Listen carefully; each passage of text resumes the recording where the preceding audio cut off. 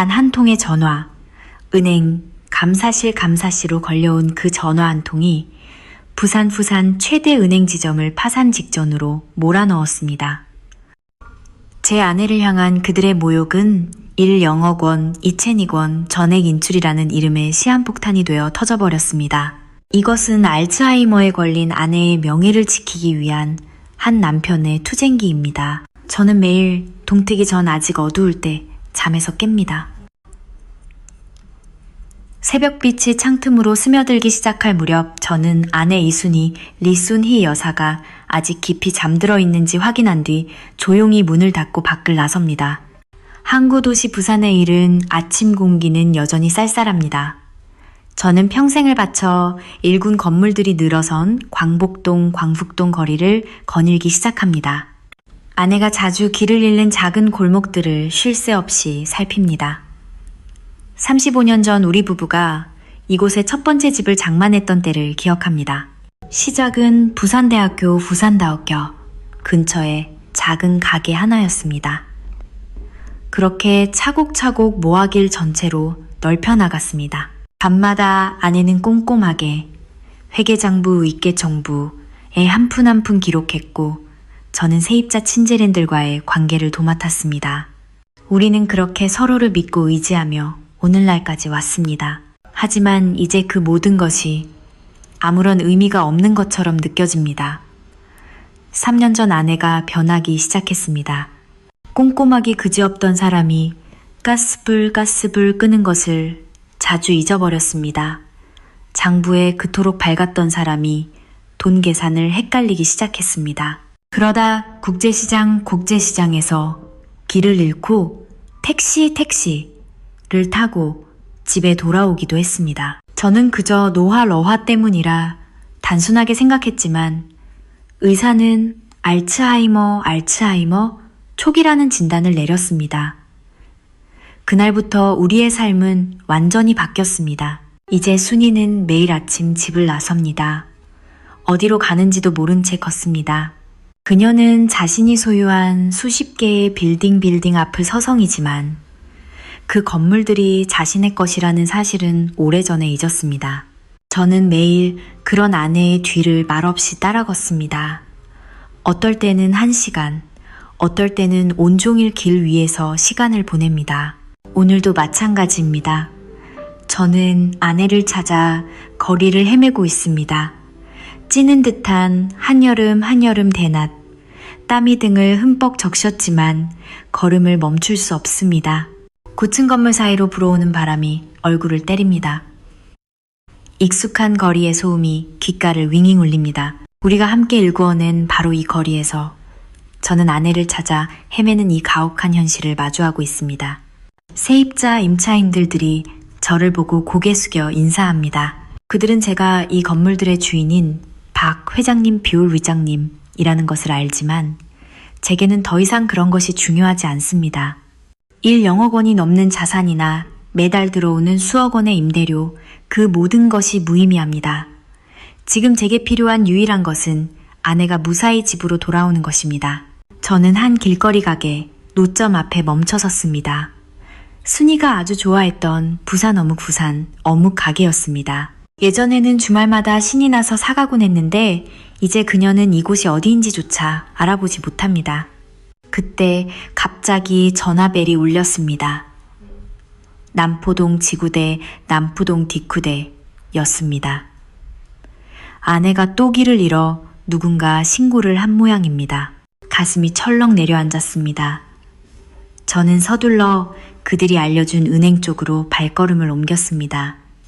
그곳은 우리 부부가 평생을 거래해온 KB국민은행 광복동 지점이었습니다. 멀리서 은행문 앞에 주저앉아 있는 순이의 모습이 보였습니다. 헝클어진 옷, 헝클어진 머리카락, 지친 표정.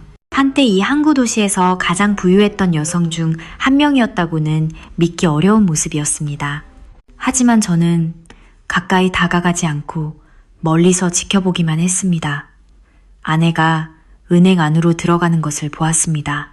아마도 그녀는 우리 부부의 예금일 영억 원이 바로 이곳에 있다는 사실을 잊었을 것입니다. 하지만 저는 기억합니다. 아내가 얼마나 치열하게 살았는지, 얼마나 많은 것을 이뤄냈는지. 뜨거운 여름 볕 아래 은행 앞에 서서 저는 아내의 뒷모습을 바라보았습니다. 그것이 우리의 마지막 모습이 아니길 그녀가 나를 완전히 잊어버리는 그날이 결코 오지 않기를 바랄 뿐이었습니다. 하지만 시간이 흐를수록 아내의 기억은 희미해질 것이고 우리의 추억 또한 그렇게 사라져 가겠지요. 불볕더위가 내리쬐는 한여름, 대낮 부산거리는 숨이 막힐 지경이었습니다. 저는 여전히 멀리서 아내를 지켜보고 있었습니다.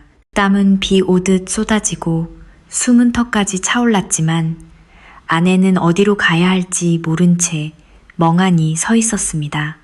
은행 로비에서 흘러나오는 클래식 음악이 희미하게 들려왔습니다.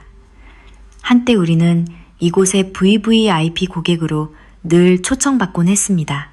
지금 이 순간에도 우리 부부의 돈일 0억 원이 이 은행에 잠들어 있습니다. 하지만 오늘의 순위는 그저 초라한 노팔러퍼일 뿐이었습니다. 더러워진 옷과 헝클어진 머리카락이 그녀의 모든 품위를 지워버린 듯 했습니다. 아내가 유리문 앞에서 망설이는 것이 보였습니다. 젊은 남자 직원이 그녀를 위아래로 훑어보더니 차가운 시선을 던졌습니다. 그리고 이어진 그의 한마디는 제 심장에 비수처럼 꽂혔습니다. 여기는 고객님만 이용 가능하십니다. 얼음장처럼 차가운 목소리였습니다. 순이는 목이 마르다며 물 한 잔을 부탁했습니다. 하지만 그들은 물은 거래 고객님, 출액 하구님에게만 제공됩니다. 라는 이유로 거절했습니다. 제 손끝이 떨리고 가슴이 조여왔습니다. 당장이라도 달려가 모든 것을 밝히고 싶었습니다. 이 은행 VIP실에는 아직도 우리 부부의 사진이 걸려 있다고 당신들이 지금 쫓아내려는 저 노파가 바로 이 지점. 예금의 40%를 차지하는 고객이라고 소리치고 싶었습니다. 하지만 저는 그저 지켜볼 수밖에 없었습니다. 아내가 스스로 자신의 존엄을 지킬 수 있기를 바랐습니다. 리셉션의 젊은 직원은 난처한 표정으로 팀장의 눈치를 살폈습니다. 순이가 다시 한번 물 한 잔을 애원했습니다. 날이 너무 덥고 목이 마르니 잠시 앉아 쉬고 싶다고 했습니다. 하지만 팀장이라는 자는 더욱 냉혹했습니다. 여기는 고객을 위한 공간입니다. 밖에 편의점 베이땐 있으니 거기 가서 사드시죠. 바로 그때 양복, 양후를 잘 차려입은 한 남자가 들어섰습니다. 직원의 태도는 180도 바뀌었습니다. 아, 어서 오십시오. 고객님, 그 환한 미소와 싹싹한 태도가 제 가슴을 무너뜨렸습니다. VIP실의 관리자 역시 이 모든 것을 지켜보고 있었지만 전혀 개입하지 않았습니다. 오히려 직원의 행동을 암묵적으로 지지하는 듯 했습니다. 그 순간 단 한 명, 신입 직원, 으로 보이는 여직원만은 달랐습니다. 그녀는 주저하며 아내에게 다가가 물 한 잔을 건넸습니다. 할머니 저쪽 의자에 잠시 앉아 쉬세요. 그 따뜻한 목소리에 아내의 굽었던 등이 조금 펴지는 듯 했습니다. 하지만 즉시 팀장의 칼날 같은 시선이 그녀에게 향했습니다. 그녀는 황급히 고개를 숙이고 물러났습니다. 결국 아내는 은행에서 쫓겨났습니다. 돌계단을 내려오던 아내는 비틀거리다 그대로 주저앉고 말았습니다. 바로 그 순간 아내의 눈빛이 변했습니다. 마치 기억이 돌아온 것 같았습니다. 그녀는 자신이 이 은행에 0억 원을 예치해 두었다는 사실을 기억해낸 듯 했습니다. 굵은 눈물방울이 아내의 뺨을 타고 흘러내렸습니다. 저도 더 이상 참을 수 없었습니다. 하지만 바로 그때 아까 그 신입 직원이 다시 달려나왔습니다. 그녀는 아내의 팔을 부축하며 물었습니다. 괜찮으세요? 진심 어린 걱정이 담긴 목소리, 유일하게 인간다움을 지킨 사람이었습니다. 그녀의 명찰에는 이지은 리 제이 아이 이윤이라고 적혀 있었습니다. 그 순간 그녀의 따뜻한 마음이 우리 부부의 상처를 잠시나마 어루만져 주었습니다. 집으로 돌아오는 내내 아내는 울음을 그치지 않았습니다. 평생을 아끼며 살아온 아내였습니다. 자신이 평생을 믿고 맡긴 그곳에서 이런 대우를 받으리라고는 꿈에도 생각지 못했을 것입니다. 저는 결심했습니다. 더 이상 지켜보고만 있지 않겠습니다. 우리의 존엄을 되찾아야 합니다. 저는 주머니 속 윤 변호사, 인비누 씨의 명함을 움켜쥐었습니다. 내일은 모든 것이 달라질 것입니다. 그날 밤 저는 잠을 이룰 수 없었습니다.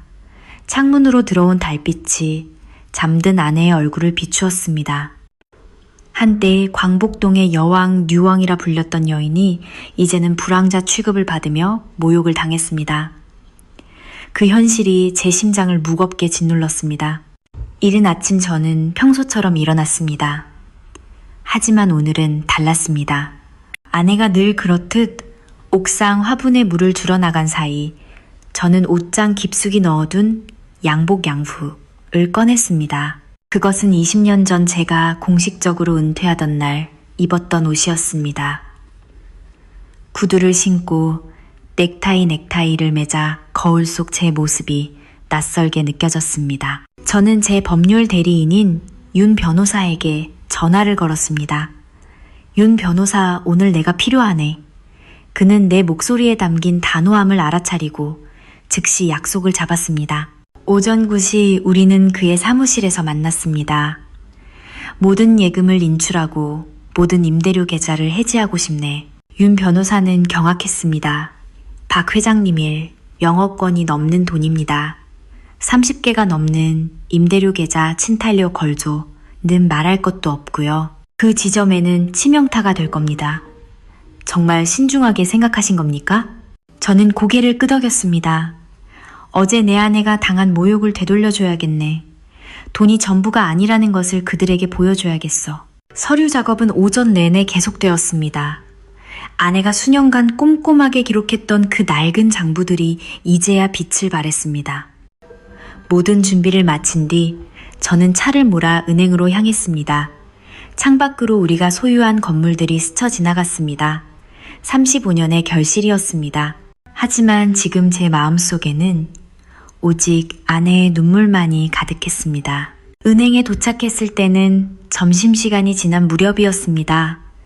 어제와 같은 직원들이었습니다. 하지만 오늘의 저는 달랐습니다. 완벽하게 양복을 차려입은 노신사 러신씨. 그들은 제게 고개를 숙여 인사했지만 여전히 제가 누구인지는 알아보지 못했습니다. 지점장 지된장을 만나러 왔네. 직원이 난처한 표정을 지었습니다.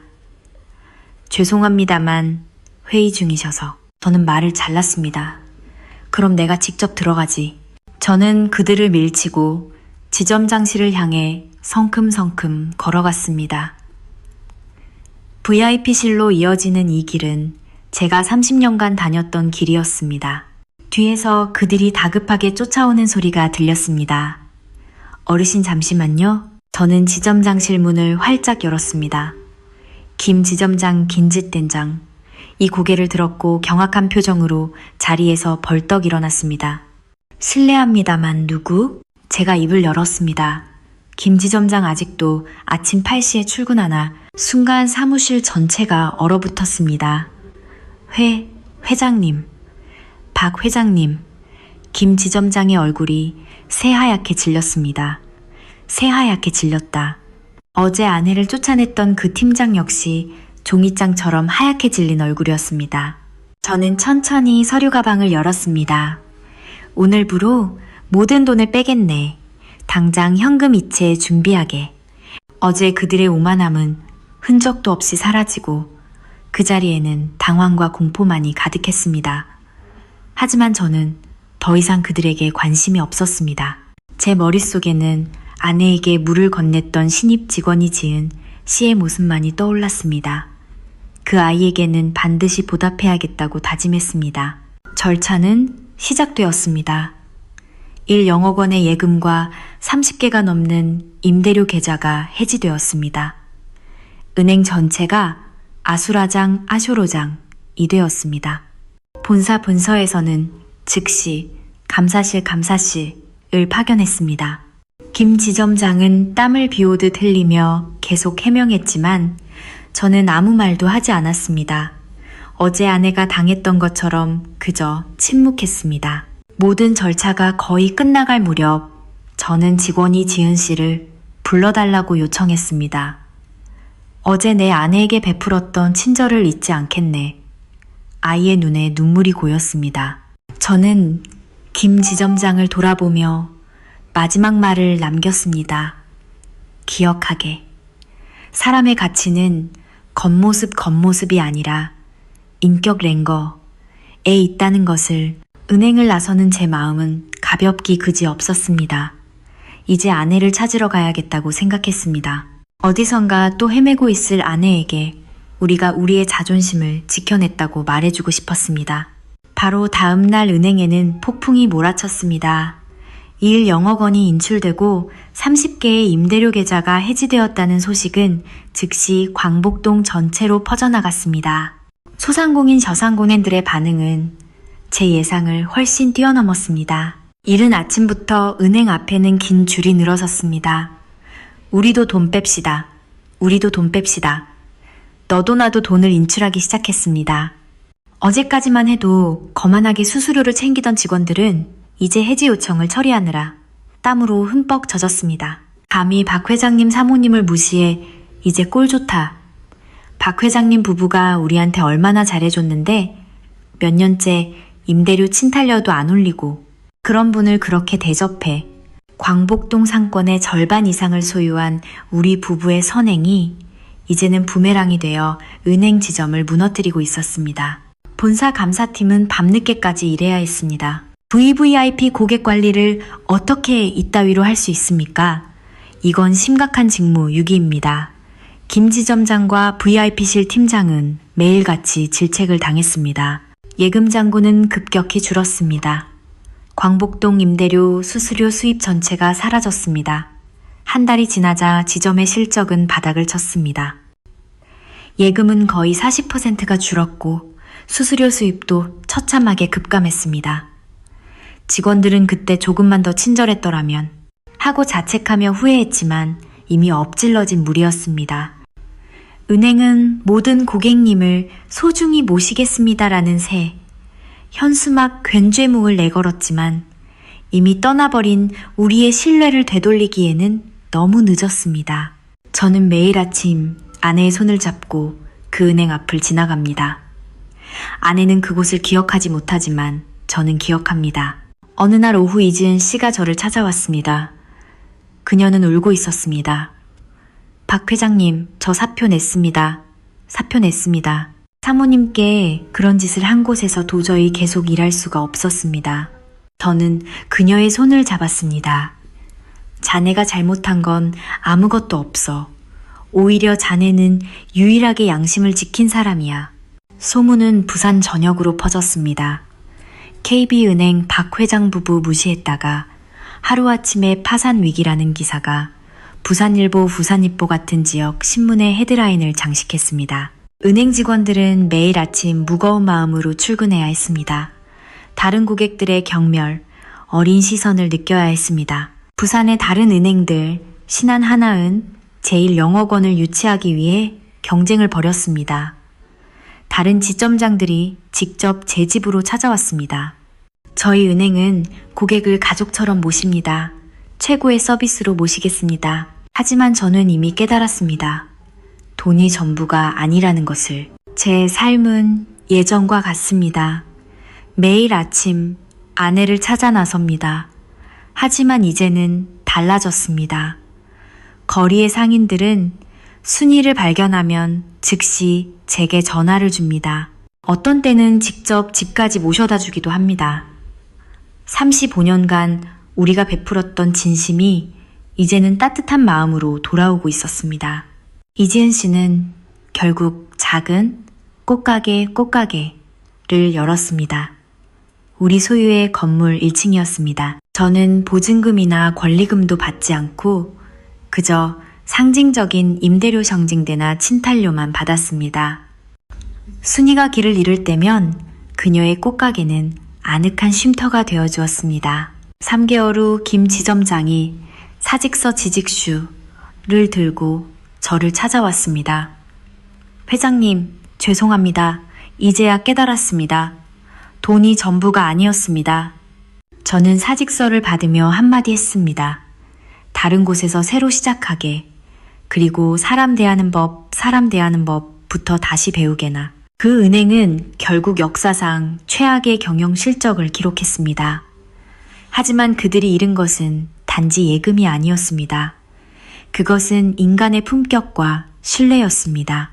그리고 그것은 돈으로 절대 살 수 없는 것이었습니다.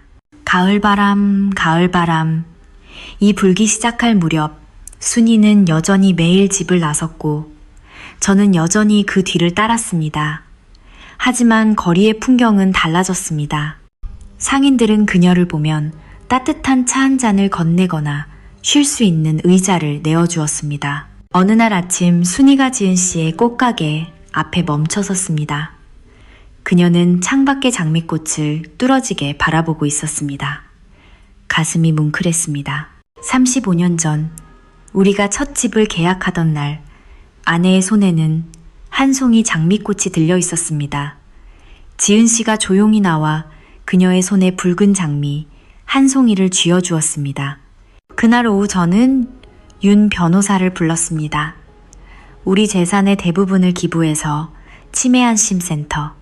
치매안심센터를 짓고 싶네.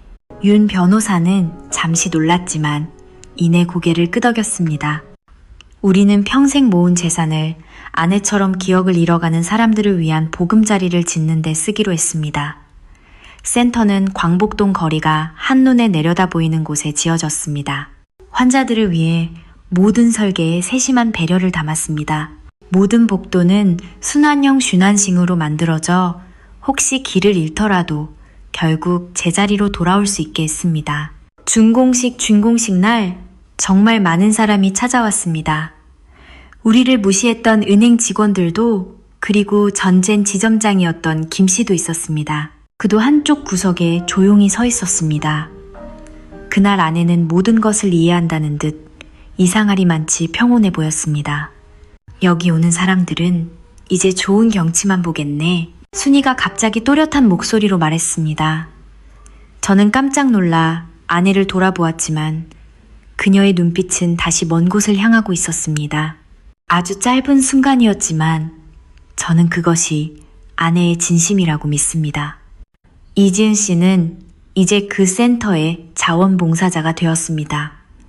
매주 찾아와 꽃꽂이를 가르칩니다. 그녀의 꽃가게는 여전히 우리 건물 1층에서 작은 행복을 퍼뜨리고 있습니다. 은행에서 쫓겨났던 그날의 기억은 이제 더 나은 변화를 위한 시작이 되었습니다. 우리의 이야기는 전설처럼 회자되기 시작했습니다. 사람을 외모로 판단하지 말라는 교훈 마음으로만 볼 수 있는 가치, 그리고 아픔을 다른 일을 위한 선물로 바꾸는 방법에 대해서. 광복동에 봄바람이 불어옵니다. 아내는 여전히 그곳을 거닐고 있습니다. 그녀는 많은 것을 잊어가고 있지만 그녀가 남긴 교훈은 영원히 기억될 것입니다. 이제 저는 매일 아침 아내의 손을 잡고 함께 걷습니다. 익숙한 길을 걷지만 마음은 처음처럼 설렙니다. 센터 창문으로 햇살이 쏟아져 아내의 얼굴을 비출 때 저는 생각합니다. 우리가 잃어버린 것은 기억뿐만이 아니라 서로에 대한 관심이었다고. 그리고 마음만 남아있다면 기억이 희미해져도 우리는 함께 걸어갈 수 있다고. 우리의 이야기는 곧 끝나가지만 이것은 슬픈 결말이 아닙니다. 새로운 시작입니다. 우리가 남긴 작은 온기가 퍼져나가고 그들이 또 다른 이들에게 온기를 전할 것입니다. 우리는 너무 늦게 깨달았지만 돈으로 살 수 없는 것들이 분명히 있다는 것을 알게 되었습니다. 매일 아침 센터 창가에 앉아 광복동을 내려다보는 아내의 얼굴은 더없이 평온합니다. 그녀의 기억은 희미해지고 있을지 몰라도 그녀가 만들어낸 변화는 이제 막 시작되었으니까요. 그것이 바로 우리의 진정한 유산입니다.